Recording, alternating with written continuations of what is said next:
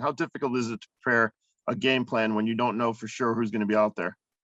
Not difficult. I mean, we've got our plan that we want to try to use every week to attack our opponents in the ways that we feel is best from obviously a personnel perspective, but a schematic perspective. And like I've told you guys, our standard of how we want to play defense. And we try to hold everybody up to that standard. And that's just the life of the NFL. There's always things like that going on. So we just adjust and keep moving forward. Next question, Joe Lewis. Yeah, Coach, you were, talking about the standard that you all want to achieve as a team. When you look at that in comparison to what you all have done as a team, specifically coming off of a blowout loss against Tampa Bay, how do you move yourself as a defense in that direction so it meets the reality that you want or the dream that you want your defense to achieve? Yeah, I think, that's part of this NFL is, it's a long season. And that was week 7. And obviously the result wasn't what we wanted from a team perspective and certainly from a defensive perspective. But having said that, there's also some things that we can build off that tape. And there's some things of swarm and particularly in the second half where the guys play with tremendous energy and good technique and fundamentals that we're going to continue to build on. And that's always the goal, right? Is to try to build up to our standard and teach and move forward in a positive way where everybody understands what we're capable of and how we can be put that product on the field on a more consistent basis. Next question, Brad Biggs. Hey, Sean, I'm curious about Kamara. When he came in, you guys had him listed. He might even still be listed as a defensive end.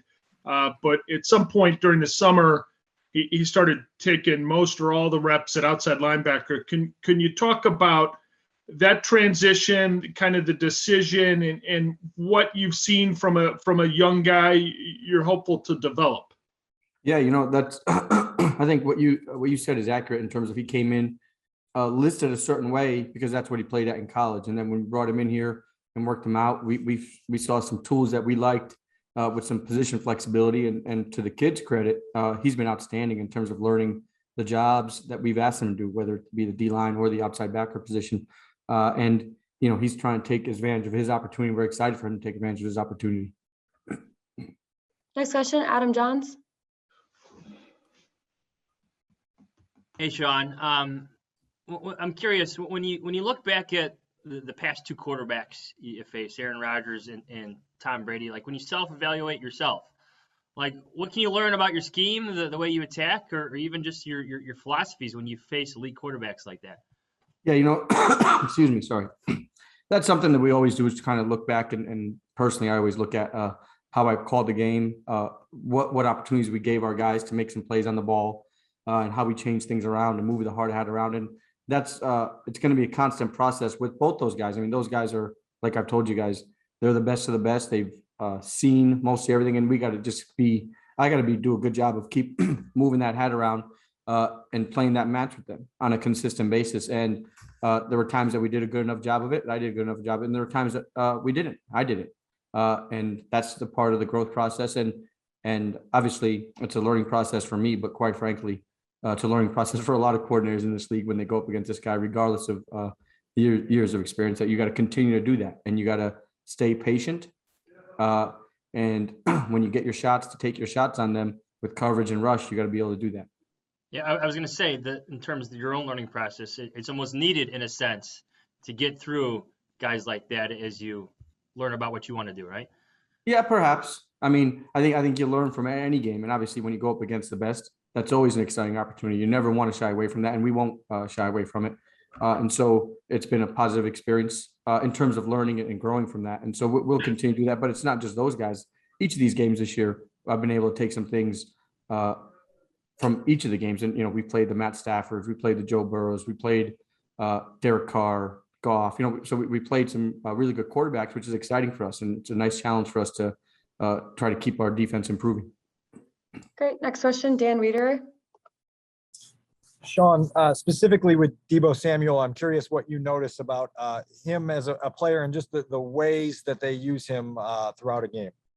Yeah, I haven't had a chance until this week to really study him. And he's a really strong receiver. He's got strong hands. He gets in and out of his cuts really well. And he's aggressive with the ball in his hands.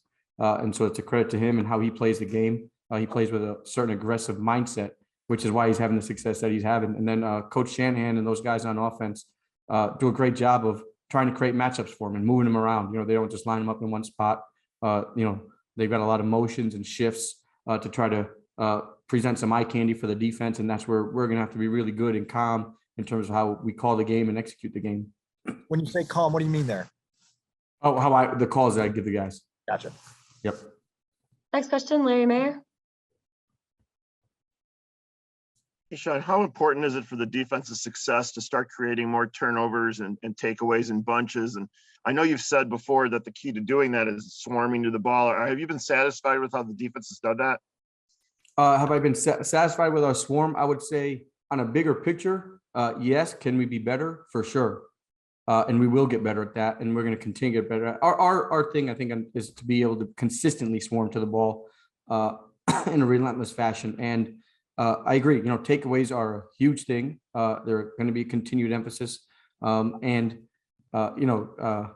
Guys, especially, and it's not against you guys, but in the media, you guys can react to certain things when you don't get takeaways in the last two games. But like Adam just pointed out, you play two quarterbacks who don't give the ball away much. And so we got to be able to create those, and we will. And I think our guys feel confident about that. And we've had some opportunities, even in the last two games, that we missed on. Where we could have created some takeaways, and we're going to learn from those and try to continue to improve that. Next question, Joe Lewis. Yeah, Coach, talking about these turnovers, the reality is that it sometimes is out of you all's control to create turnovers, whether it comes to the quarterback throwing it your way or a fumble. Do you think it's still possible for your defense to be at its top level if it does not go back to that successful creating turnover scheme that I guess made them successful in 2018 and before? I'm not sure. It just depends on what you define success at. Right. And so, we have our own definition in the building, what we define success at, and that comes from a lot of things. And it starts with how we want to play the game in terms of our technique and fundamentals, our swarming and being relentless to the ball. And I do think we can make some conscious efforts at creating turnovers. And I agree with you. So sometimes, it's a function of how the game goes and if they throw you one and things like that. But there are some things that we can do, and our guys know it and they believe in it, of how we can create some turnovers and taking balls off the guys, whether it's forcing a fumble, whether it's swarming and being the second man in, whether it's creating some quarterback pressure to get the guy not to step into his throw and maybe make an errant throw and being tighter in coverage and tracking the ball. So there's a lot of things that we can do and that we'll continue to emphasize, and they'll come. Next question, Dan Reeder. Sean, what's your approach as the leader of this defense to, I guess, regenerating energy and sort of stabilizing the morale when obviously the previous week's results don't create a whole lot of positive energy, and then you're also dealing with this sort of reshuffled workload and schedule and everything else that you're dealing with this week? Yeah, I don't think that's the right word in terms of recreating or re-energizing. I think we've got good energy here on defense, and I think we're going to continue to do that. And our goal is to keep sustaining and building that. And it's like a snowball. We haven't been demoralized or anything. I mean, this is the NFL. Sometimes you take one in the face and you take a punch in the face, and you got to get back up and keep fighting. And that's one thing our guys showed that. They showed that in the second half of that game. So you saw where our energy level is in the swarm and the type of defense that we want to be when you get a 4th and 1 stop in the third quarter like you guys said, in a game that got out of hand. And so that's the character of our defense, and we're going to continue to build off that. And I think the guys have great energy, and they're excited for this next opportunity versus the 49ers. Last question, Pat Finley. Hey, Sean, how are you? Good. How are you?